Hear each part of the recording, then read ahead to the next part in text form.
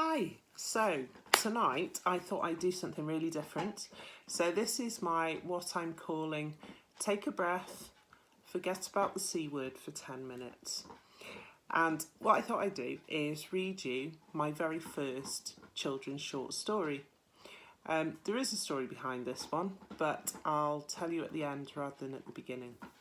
So this one's called Where Has Harold's Hamster Gone? "Oh, where has Harold's hamster gone?" cried Ollie to his grandad John. "I've looked and looked, but I can't find poor Harold with his missing eye. He was my very bestest friend. It'll never be the same again." They thought they'd shut it nice and tight, but something happened in the night, and Harold's cage, it hit the floor. It broke apart. He ran out of the door. His dad, he didn't like to say that Harold had just run away. He waited until after school and sat poor Ollie on the stool. "I really am so sorry, son. He just ran faster than I could run." Now Grandad John, he then arrived, and that's when Ollie cried and cried. "It's okay, lads. Leave this with me," said Grandad John. "You make the tea." Now Grandad John, he took young Ollie to his little garden folly. "Now, Ollie, he'll be fine. Your Harold, he was in his prime." But Ollie, he cried more and more. He wailed and sobbed until 4:30. Nothing that his grandad could say would make the tears go away. So in the end, he had no choice. "Right, listen, Ollie," he said in a whispering voice. He checked for strangers and locked the door. "If I tell you, you say no more." Ollie nodded through snotty tears. Suddenly, he was all ears. "At night, when you were fast asleep, I creeped downstairs and down the street." Grandad checked behind the curtains, just to be sure, just to be certain that nobody was listening in, or he knew that'd be the end of him. At the end of the street, I turn right. I go down the lane, right out of sight.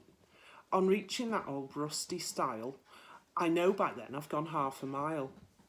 I tap my foot and I whistle twice, and out of the hedge come 6 brown mice. They shake their tails and tap their toes and wiggle the whiskers on their nose.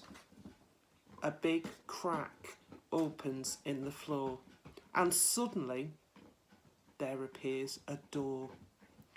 I have to sing a silly song. It doesn't take me very long. But as I reach the end, the door opens wide, and I start my secret night job once I step inside. I put on my cap and my big blue coat, and I step right into a little rowing boat. When I reach the other side of the calm green lake, I sit and have some tea and cake. I take out my list of things to do, and I start another night at the Lost Pets Zoo. You see, young Ollie, what you don't know is that I know exactly where the lost pets go. It's me who feeds them every night and makes sure that they're all right.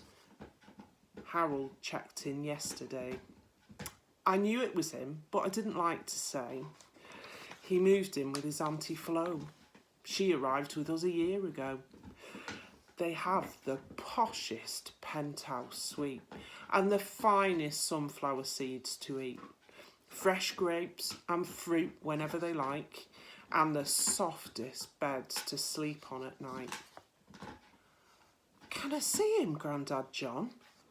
asked Ollie, whose tears were now all gone. "I'm sorry, Ollie," Grandad replied, "but there's only me allowed inside. You never need to worry, though, about Harold or his Auntie Flo. They have the life of Riley now, with Percy the parrot and Daisy the cow, and 1,000 other long-lost pets, from a 3-legged greyhound to a marmoset, Tillymint the ginger cat, and Ebony the very shy bat, Arthur Black the silly crow, Emily Budgie with a missing toe, Sydney Snake and Horace Horse, not forgetting Pinky Pig, of course. They're just a few, they're just to name a few of the animals I look after at the Lost Pets Zoo. But, Grandad, questioned a curious Ollie, while he sat inside the garden folly, why can't Harold come back here? It would be nice to have him living near. Well, said Grandad, breathing a very big sigh, and not wanting again to see the little boy cry. The door that leads in only goes one way.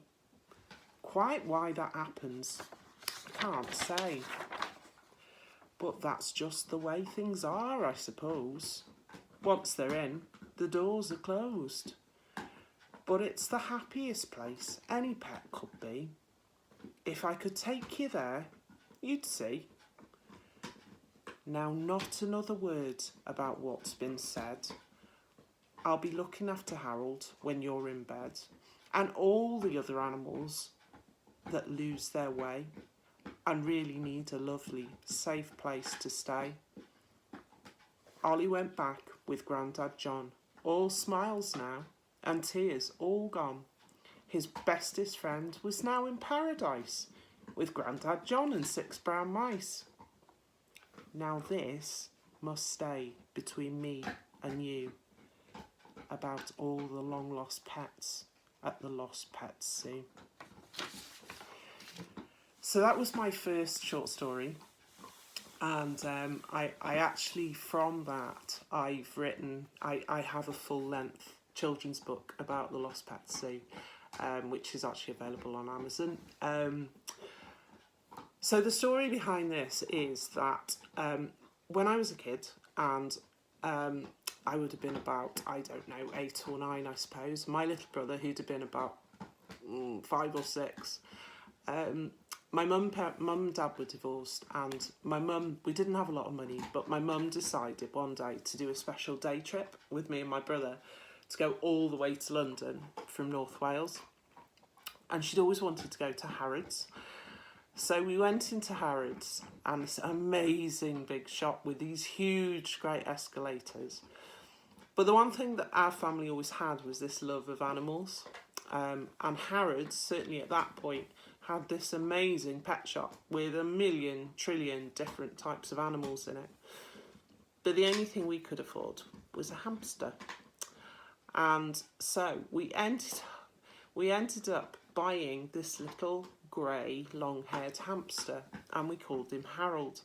And we bought a posh hamster carrier with all the water and food, and we took him back on the train. We'd had lots of furry critters before, but Harold was pretty special. This was the poshest hamster we'd ever had. Anyway, we got him home, and he was a very sweet little thing. But within a couple of days, there was a minor accident with a cat, and unfortunately it resulted in Harold losing one eye, which was quite appropriate with the name Harold, I suppose. But he was fine. He was absolutely fine. But then one day, we got up one morning, and unfortunately Harold's cage was all over the floor, and there was no sign of Harold anywhere. Now, we didn't think it had anything to do with the cat, because Mum told us she'd been out all night. But that is the story behind Where Has Harold Hamster Gone?